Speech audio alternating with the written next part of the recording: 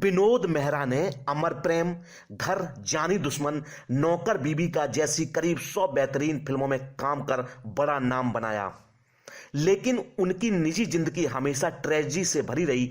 3 शादियों के बावजूद विनोद मेहरा सालों तक तना रहे।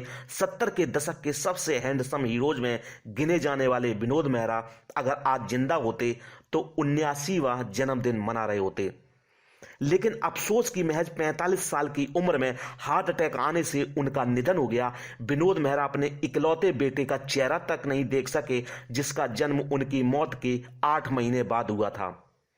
मीडिया रिपोर्ट्स के मुताबिक विनोद ने रेखा से भी शादी की थी, लेकिन वो उन्हें कभी पत्नी का दर्जा नहीं दे पाए। शादी के चंद घंटों बाद ही परिवार ने रेखा से बदसलूकी कर दोनों को अलग कर दिया। परिवार के दबाव में विनोद ने दूसरी शादी तो कर ली, लेकिन वो खुश नहीं रह सके। इस बीच उनकी जिंदगी में एक्ट्रेस बिंदिया गोस्वामी आई। विनोद ने बिंदिया को अपनाना चाहा तो पत्नी के परिवार ने उन्हें इतना धमकाया कि जान बचाने के डर से उन्हें होटलों में छिपकर रहना पड़ा। सब ठीक होने का इंतजार था कि बिंदिया ने भी एक डायरेक्टर के लिए उनका साथ छोड़ दिया। आखिरकार उन्हें चौथी पत्नी से प्यार मिला, लेकिन शादी के महज 2 साल बाद ही उनकी मौत हो गई।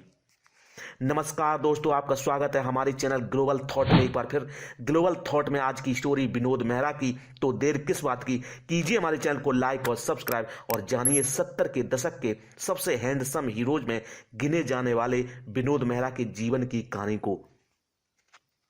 दोस्तों, विनोद मेहरा का जन्म 13 फरवरी 1945 को अमृतसर के पंजाबी परिवार में हुआ था। उनके पिता परमेश्वरी दास एक बिजनेसमैन थे जो भारत को आज़ादी मिलने के ठीक बाद बिजनेस करने के लिए अमृतसर से बॉम्बे यानी अब मुंबई आए थे। बॉम्बे में परमेश्वरी दास की बहन शारदा हिंदी सिनेमा से जुड़ी और छोटे मोटे रोल करने लगी। बुआ की मदद से विनोद को महज 10 साल की उम्र में 1955 की फिल्म अदल ए जहांगीरी में चाइल्ड आर्टिस्ट का काम मिल गया। इसके बाद 13 साल के विनोद 1958 की फिल्म रागिनी में भी नजर आए। 1960 की फिल्म बेवकूफ में विनोद ने किशोर कुमार के बचपन का रोल प्ले किया था।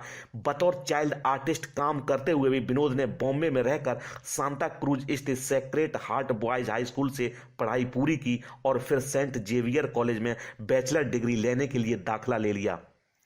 दोस्तों, पढ़ाई के बीच 20 साल की उम्र में विनोद मेहरा ने ऑल इंडिया टैलेंट कॉन्टेस्ट में हिस्सा लिया था, जिसे United producers and film fair द्वारा ऑर्गेनाइज किया गया था।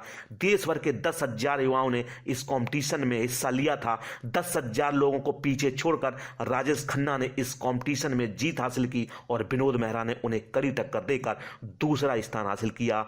इस कंपटीशन के बाद राजेश खन्ना को फिल्मों में काम मिलने लगा, लेकिन विनोद मेहरा को कोई फायदा नहीं मिला।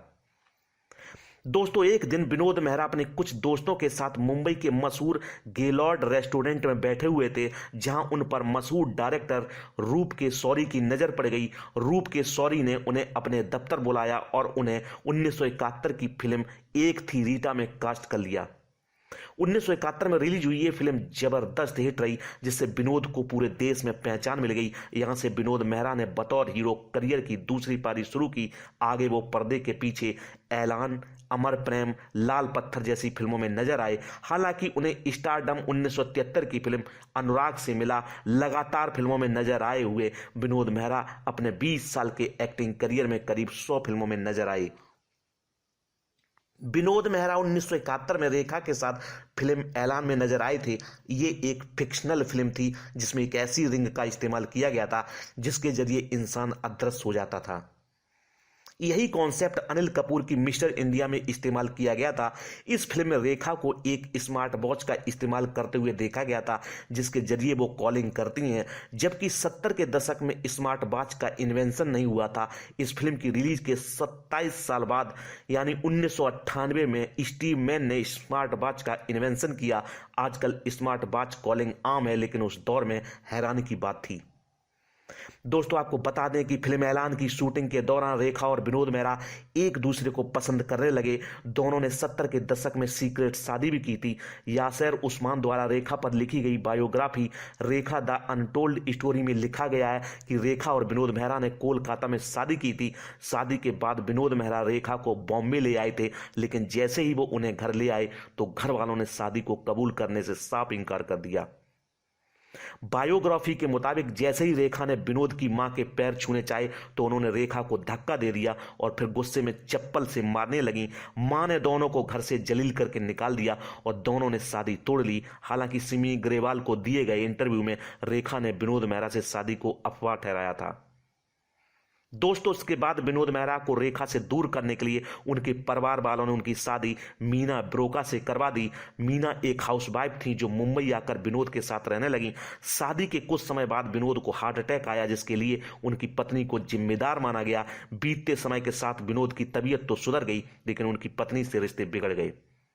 पत्नी से बढ़ती अनबन के बीच विनोद मेहरा और 16 साल छोटी एक्ट्रेस बिंदिया गोस्वामी की नजदीकियां बढ़ने लगी।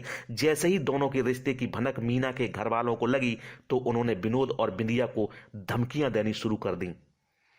दोस्तों, पत्नी मीना ब्रोका के घर वालों से डरकर बिंदिया और विनोद अलग अलग होटल्स में छिपने लगे।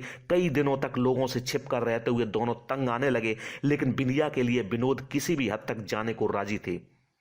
उन्होंने 1979 में पत्नी मीना ब्रोका को तलाक दे दिया और 1980 में बिंदिया से शादी कर ली।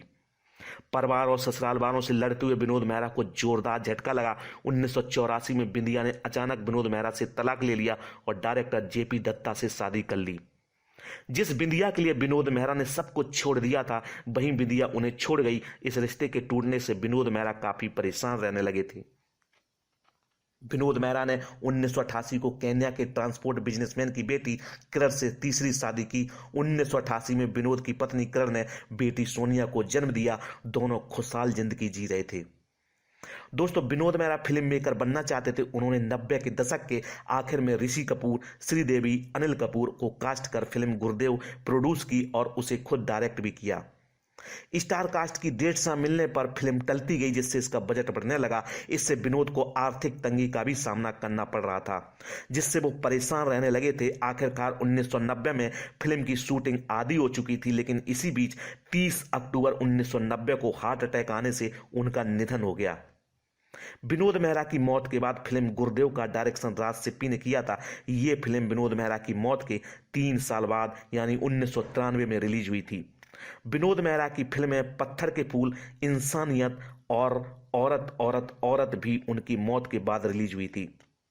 दोस्तों, विनोद मेहरा सिर्फ 45 साल के थे जब उनका निधन हुआ था। उनकी मौत के 7 महीने उनके बेटे रोहन मेहरा का जन्म हुआ था। जब विनोद का निधन हुआ तो उनकी पत्नी 2 महीने की गर्भवती थी। बेटी सोनिया भी महज 2 साल की थी। विनोद की मौत के बाद उनकी विधवा पत्नी किरण केन्या लौट गई। उन्होंने मोम्बासा में रहकर बच्चों की परवरिश की। फिर बच्चे पढ़ाई के लिए यूके चले गए। विनोद की बेटी सोनिया ने 2007 की फिल्म विक्टोरिया नंबर 2 से 3 से बॉलीवुड में कदम रखा था। हालांकि फिल्म कोई खास कमाल नहीं दिखा सकी। वहीं उनके बेटे रोहन ने निखिल आडवाणी की 2018 में आई फिल्म बाजार से बॉलीवुड डेब्यू किया था। फिल्म में उनके साथ सैफ अली खान, राधिका आमटे, चित्रांगदा भी लीड रोल में थे। आज आपने जाना विनोद खन्ना के बारे में।